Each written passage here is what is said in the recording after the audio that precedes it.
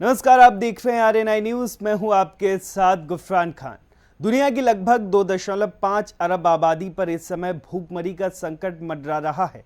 गेहूं सहित अनाज की भारी कमी ने लाखों लोगों को विशेष रूप से अफ्रीका में भूखमरी और कुपोषण के कगार पर ला दिया है। यह ऐसा संकट है जो उन्हें वर्षों तक पीड़ित कर सकता है। संयुक्त राष्ट्र आने वाले महीनों में भयावह भूख और मौतों की चेतावनी देने के लिए जोर जोर से खतरे की घंटी बजा रहा है, लेकिन कोई फायदा नहीं हो रहा। तो चलिए इन्हीं सभी मुद्दों पर बात करते हैं।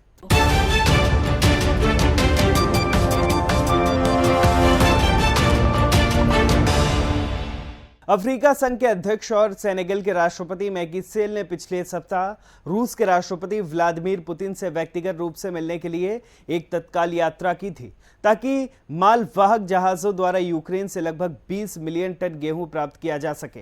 लेकिन भूख को कम करने के लिए उन्हें बिना किसी ठोस कार्रवाई के वापस आना पड़ा।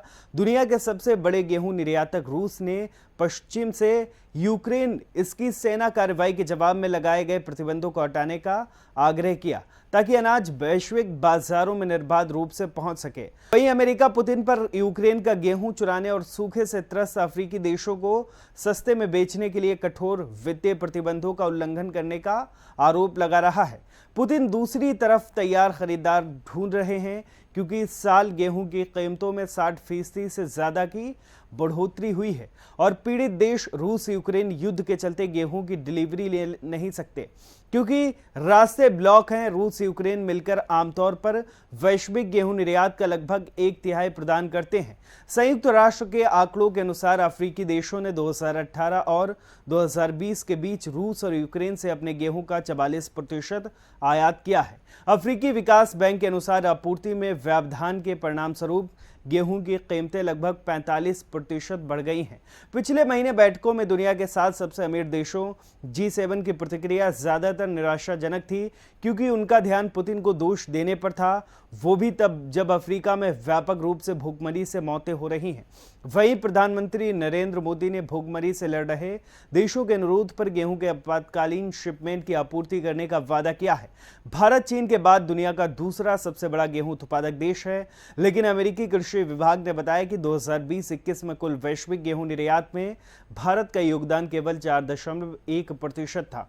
दुनिया के सबसे बड़े गेहूं निर्यातक रूस, यूरोपीय संघ, Australia, America, Canada, Argentina, Ukraine, Bharat और कजाकिस्तान है। लेकिन अमेरिका और उसके सहयोगी मानवीय सहायता के रूप में गेहूं की बड़ी आपूर्ति को अनब्लॉक करने में धीमी गति से कदम उठा रहे हैं। भारत की 1.3 बिलियन आबादी के लिए गेहूं और चावल मुख्य आधार है। कमी और बढ़ती कीमतें संघीय और राज्य दोनों चुनावों में सरकारों को नीचे ला सकती हैं।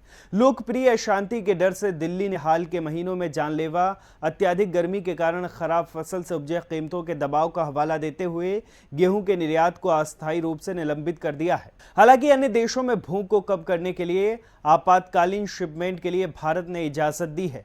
संयुक्त राष्ट्र का कहना है कि केवल 2 वर्षों में गंभीर रूप से खाद्य असुरक्षित लोगों की संख्या कोविड-19 की महामारी और यूक्रेन में रूस के युद्ध से पहले 135 मिलियन से दोगुनी होकर 276 मिलियन हो गई है।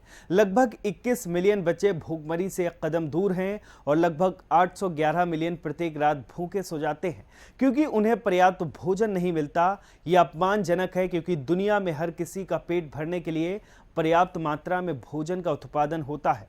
व्याप्त असमानताओं का एक और चौंकाने वाला प्रतीक है छोटे किसान, चरवाहे और मछुआरे, जो वैश्विक खाद्य आपूर्ति का लगभग 70% उत्पादन करते हैं, फिर भी उनमें और अन्य ग्रामीण आबादी में गरीबी और भूख सबसे तीव्र है। फिलहाल आरएनआई के इस वीडियो में आज के लिए बस इतना ही।